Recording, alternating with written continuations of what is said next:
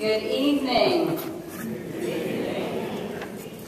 Before I start, I'd like to congratulate our two distinguished honorees.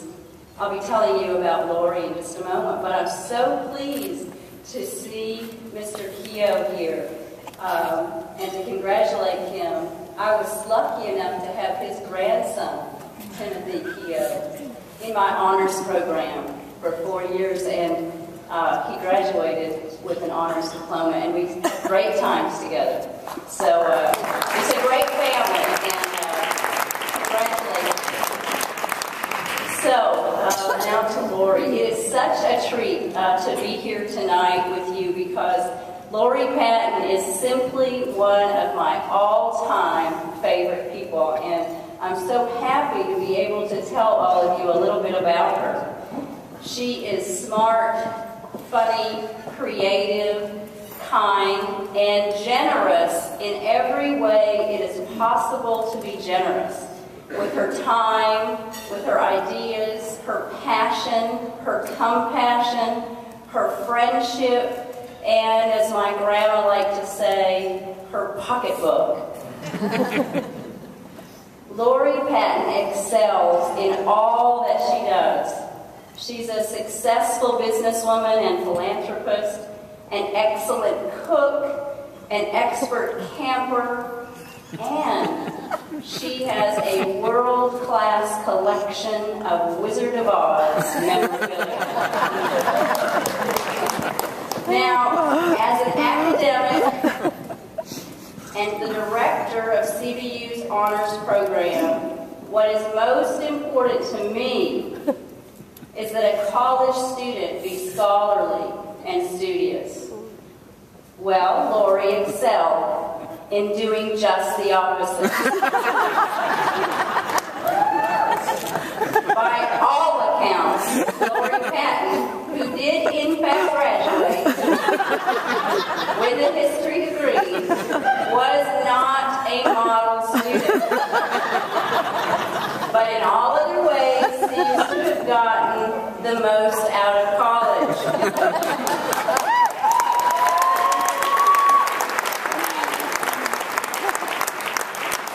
Lori's nicknames during college were Bubba and LP.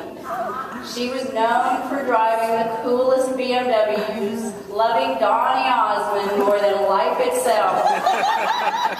Her singing debut of Suddenly Zeta during Rush Week, and that countless, endless, priceless collection of Wizard of Oz memorabilia.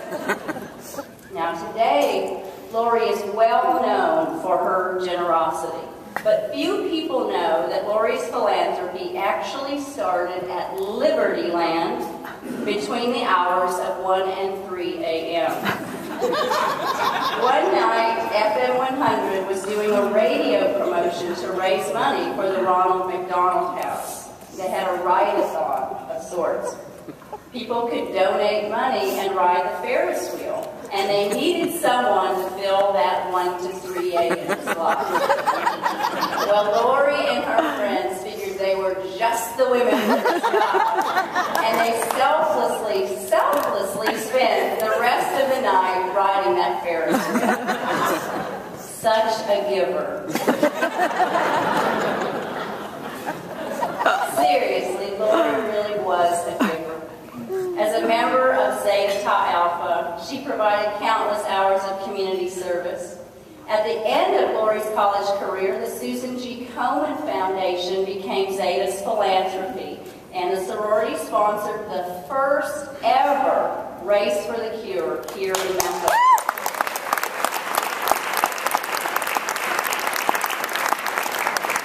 Lori and the Zetas worked the t-shirt booths, registration, and water stands, and of course we're exceedingly proud to be a part of such a special day. As her success has grown, so too has Lori's generosity. Graduated from her days of riding Ferris wheels and handing out t-shirts, Lori is now carrying on the Patton family tradition of giving back to the community by being a sponsor of several major events in our city. Not satisfied with simply making financial contributions, though, Lori also sits on the board of directors of the Orpheum, CBU, and the Child Advocacy Center.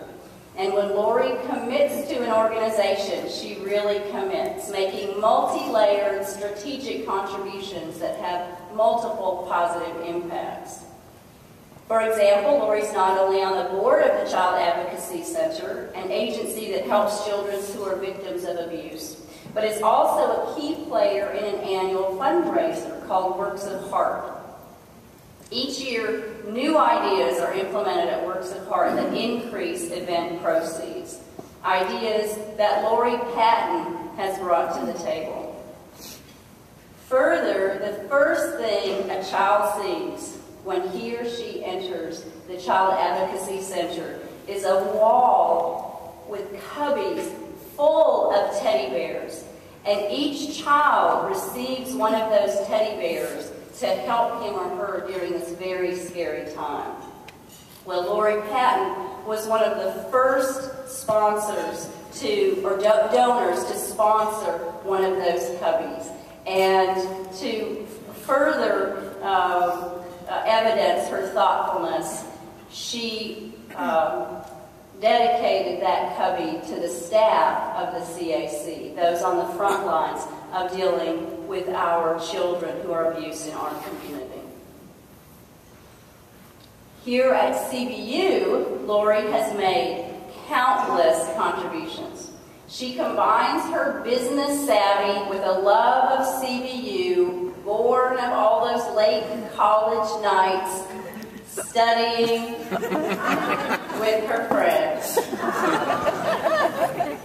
I'm so appreciative of Lori's dedication to CBU, and as her friend, I have capitalized on it as often as possible. Lori recently helped with 2 CBU food drives by donating the use of several Mini Coopers.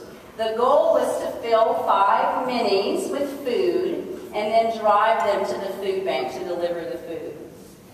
Given how many cans of food it takes to fill a vehicle, I was never more glad that Lori sold minis and not cargo vans. In our second food drive, I nearly had a heart attack when one of our student drivers scraped the front of the Mini on a cement wall. Lori took it in stride, however, saying only, "Just don't tell my dad."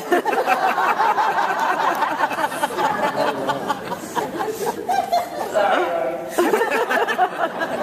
Finally, in a true test of her commitment to CBU and our friendship, I asked Lori if she would let my honors program students come out and test drive her Mini Coopers. My thinking was, if you're an honors program student, you are a leader, and if you are a leader, you need a cool car. Once again, Lori came through for CBU and provided 20-some honors students with a highlight of their college career, a break from their studying, and they were actually studying, in the form of a Mini Cooper test drive around Shelby Farms. I am confident they will never forget that afternoon at Roadshow BMW Mini. Thank you, Lori. My cool factor went up about 200% that day. Of course, there are so many other things I could say about our multifaceted honoree, but I should probably give Lori time for her speech. I am honored to present to you Miss Lori Patton. Not the best history major we ever graduated, but definitely one of the best friends CBU